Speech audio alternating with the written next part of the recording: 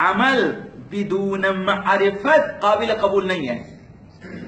صحیح معلومات، صحیح علم، صحیح ایمان کے ساتھ عمل کریں. بغیر ایمان کے آپ روزے رکھیں، عبادتیں جو بھی انجام دیں.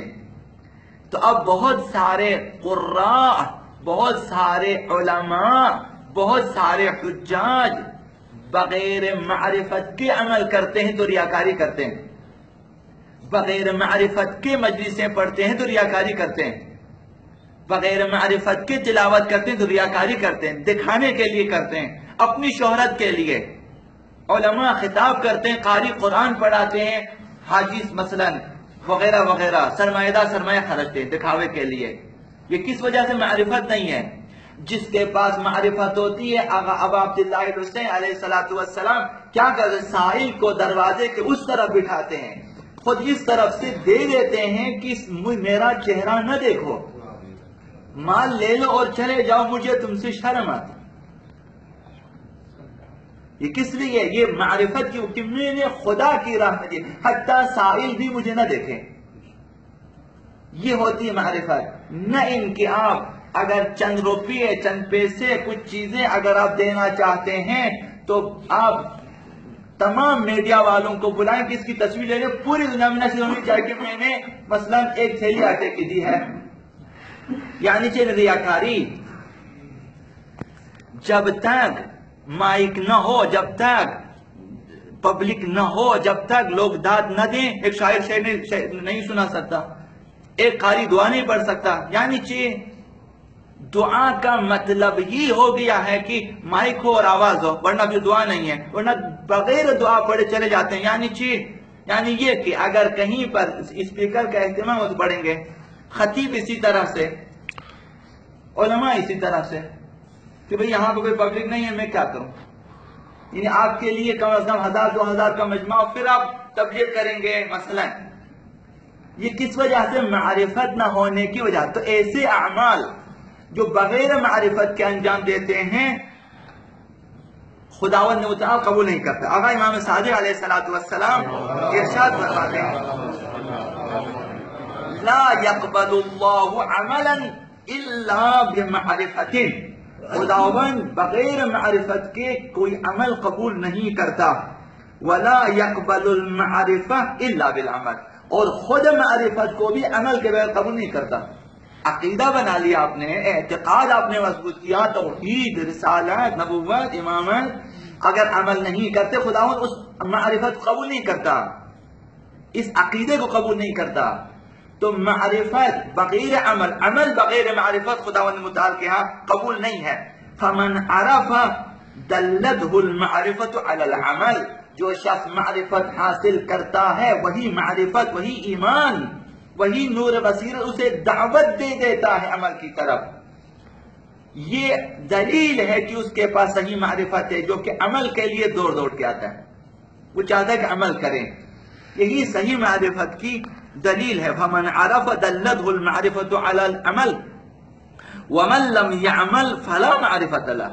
اگر کوئی شخص ایسا ہے کہ عمل نہیں کرتا، صرف کہتا کہ میں جانتا ہوں، فرمایا کہ فلا معرفت له، پھر اس کی کوئی معرفت ہی نہیں ہے. یعنی وہ معرفت بیکار ہے، وہ صرف ذخیرہ علمی ہے، وہ صرف معلومات کا ذخیرہ ہے، وہ صرف ڈیٹا ہے اس کے پاس، معرفت نہیں ہے. وہ معرفت نہیں ہے، شناخت نہیں ہے، جمع کیا ہے، معلومات کو جمع کیا ہے. جس طرح آپ کسی روبوٹ کی مثال لیں، اس کو آپ نے اس کے حافظے میں یا اس کے ہارڈ ڈسک میں آپ سارا قرآن ڈال دیں، وہ پڑھتا رہتا ہے، عمل نہیں کر سکتا، اس کے پاس صرف ڈیٹا ہے. تو بہت سارے انسان اس قسم کے ہیں کہ وہ علمی لحاظ سے بہت زیادہ علم رکھتے ہیں، یعنی ڈیٹا ہے، روبوٹ کی طرح، کمپیوٹر کی طرح، ہارڈ ڈسک کی طرح حافظے میں ہے، لیکن عمل نہیں کرتا. صحیح معرفت وہ ہے جو عمل کی دعوت دے اور انسان کو عمل کے لیے بے قرار کر دے. قائد شہید کے بارے میں آپ پڑھیں گے کہ جہاں بھی رات کو آپ 2 بجے، 3 بجے، 4 بجے آخری پہر بھی آپ سلا دیں، سونے نہ دیں، ان کی نماز شب ترک نہیں ہوتی تھی. صحرا میں جائیں، جہاں بھی جائیں، ان کی نماز شب ترک نہیں ہوتی تھی. وجہ کیا ہے؟ وجہ یہ ہے کہ انہوں نے وہاں تربیت حاصل کی جہاں سے صحیح معرفت ملتی تھی.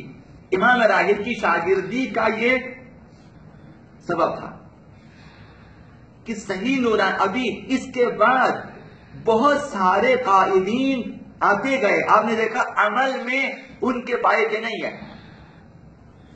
عمل ان کی طرح میں کیوں نہیں ہے؟ کہ صحیح معرفت نہیں ملی. حالانکہ آپ نے قائد شہید کی زبان کو دیکھا ہے کہ زبان شستہ و شائستہ و رفتہ نہیں ہے، لیکن تو ایک دنیا عاشق تھی ان کی کہ وہ جہاں بھی جائیں، چاہے بلائیں یا نہ بلائیں، لوگ چلے جاتے تھے زیارت کے لیے. ان کی یہ نور معرفت ہے. تو فرمایا کہ فمن عرف دلته المعرفت علی العمل ومن لم يعمل فلا معرفت له. جب ایک شخص، ایک عالم، ایک خطیب، ایک قاری، ایک حاجی، ایک مؤمن، ایک متدین، ایک شیعہ، ایک عزادار عمل نہیں کرتا تو جان لیں کہ اس کے پاس معرفت ہی نہیں ہے. اگر وہ کہیں کہ میں نے اتنا علم حاصل کیا، صرف ڈیٹا جمع کیا، ذخیرہ علمی ہے، تو فائدہ نہیں ہے. امام صلی اللہ علیہ وسلم نے فرمایا کہ ان الایمان بعضه من بعض.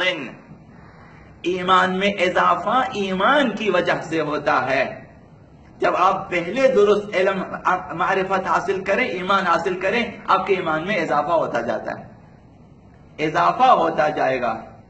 ہدی للمتقین کا معنی شاید یہی ہو کہ متقین کے لیے مزید ہدایت، مزید ہدایت، مزید ایمان، اضافہ ہوتا جاتا ہے. الایمان بعضه من بعض. ایمان سے ایمان پیدا ہوتا ہے.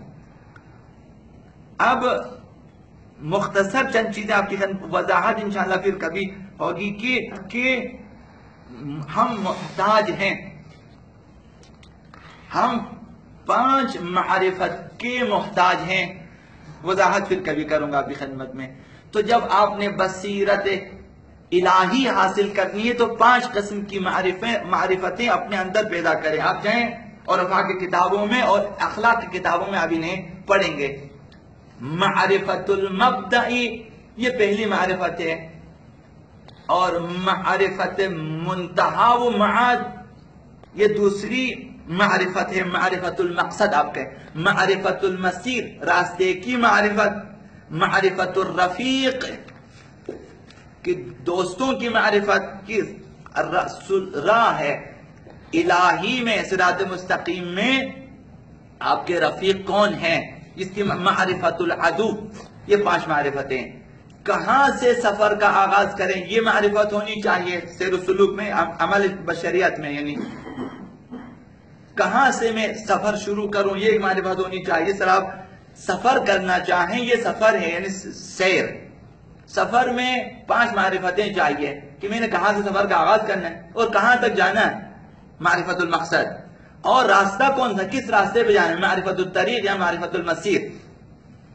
اور پھر میرے ساتھی کون ہیں، کن کے ساتھ سفر کرنا ہے، معرفت الرفیق.